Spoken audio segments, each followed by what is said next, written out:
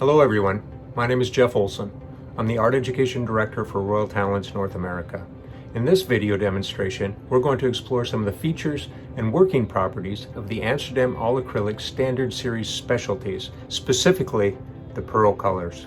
There are 6 pearl colors in the Amsterdam Standard Series line. They begin with color number 817, which is pearl white. Next is 818, which is pearl yellow. Then we have 819, which is pearl red. 820, which is pearl blue. 821, pearl violet. And finally, 822, pearl green. Now there's some other information on the tube that I'd like to share with you. Of course, we have our proprietary color number that designates this specific pigment, regardless of whether it's found in acrylics, oils, or watercolors. This little white box here indicates the opacity. Being completely empty, this refers to this color as being a transparent pigment. And then we have these plus signs. 3 plus signs means excellent light fast rating. Excellent light fastness is 100 plus years under museum-like conditions. Because the pearl colors look like a tube of white paint, we've added this little sticker here that indicates that this is indeed a pearl color, and you can see the green reflection there indicating it as pearl green. There's some other information on the tube. The pigments, you see this MIC, this indicates that this is a mica-based pigment. All of our mica is ethically and sustainably sourced. This is an EU symbol indicating that we use sustainable recycling practice in our manufacturing.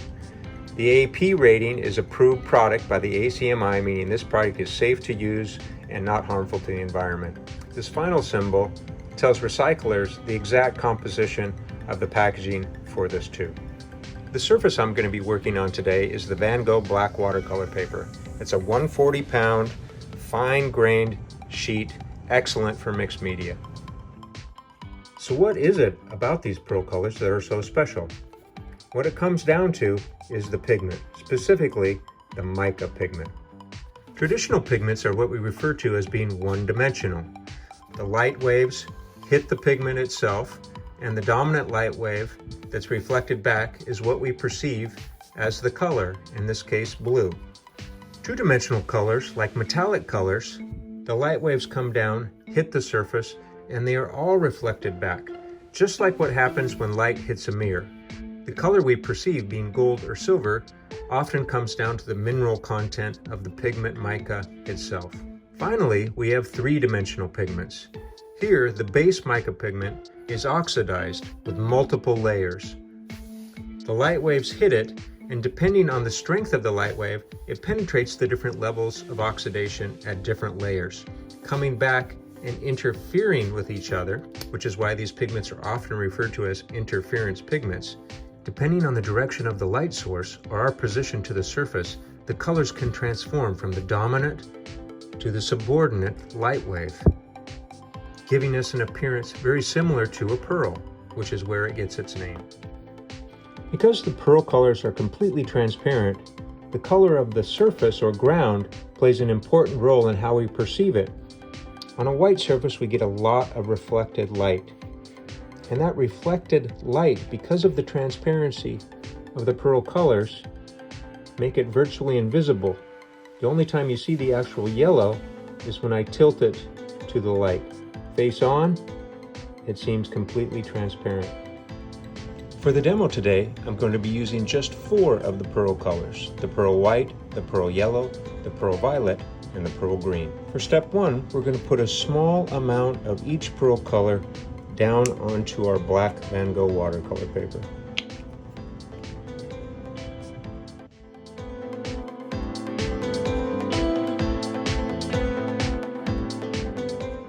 The next step is to put a small amount of our primary colors, our control, if you will,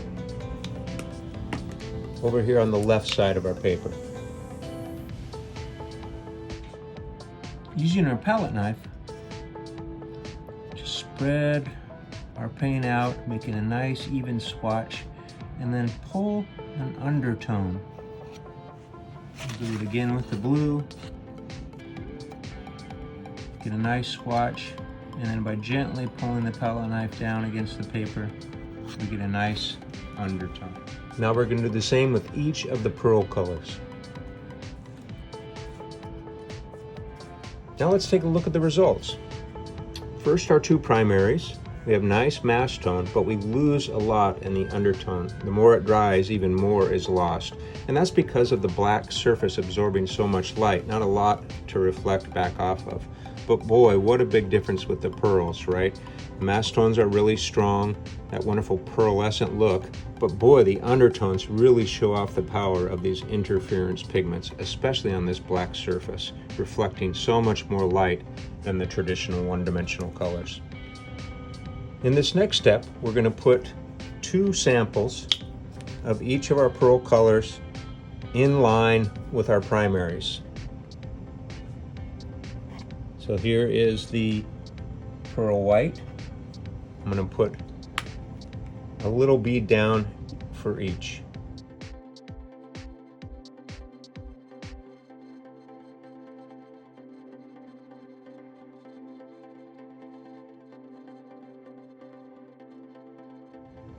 Next, we're going to add the primaries so we can create our mixtures.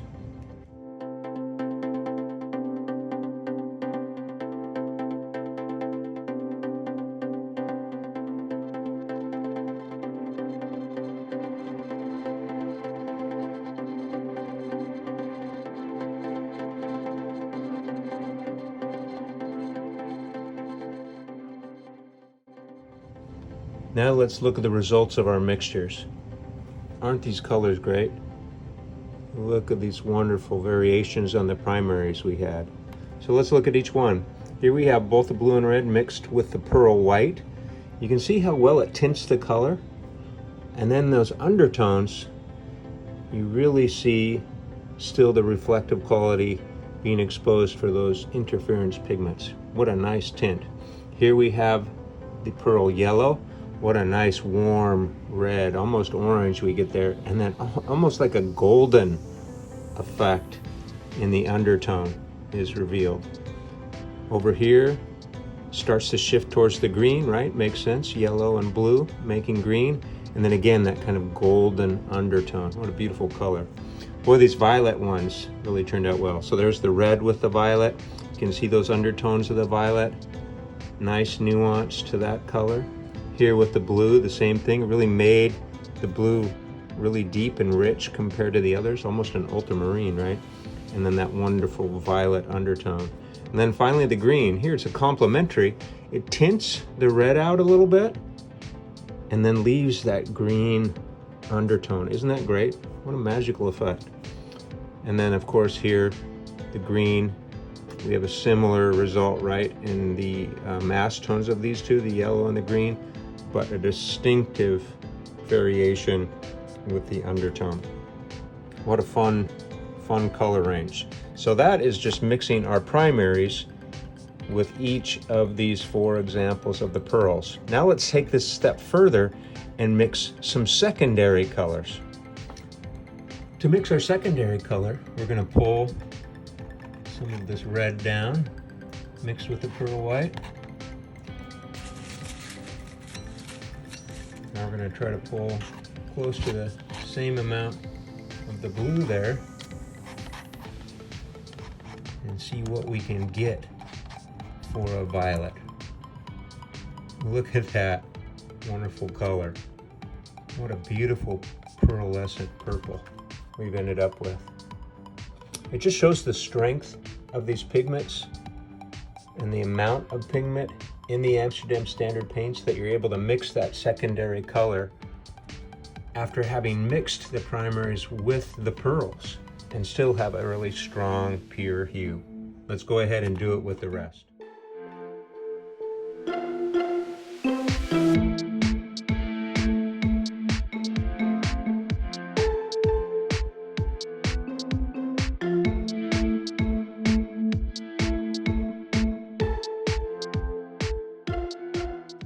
So let's look at the results.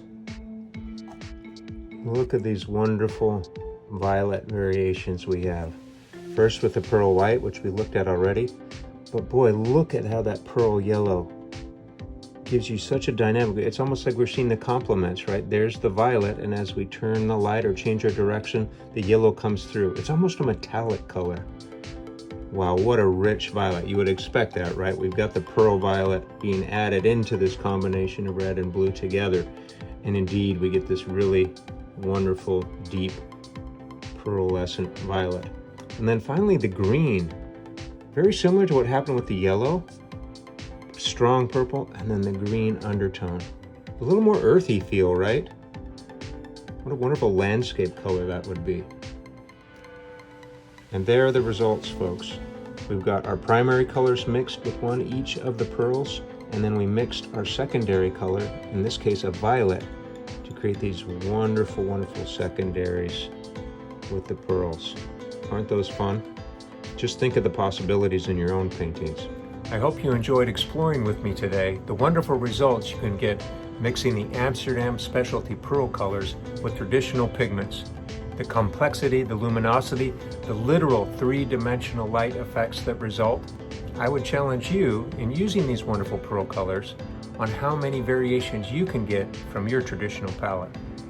Add a little, add a lot, you can control the effect. The results can be truly spectacular. I want to thank you for watching, and I hope this has inspired you to empower your creativity.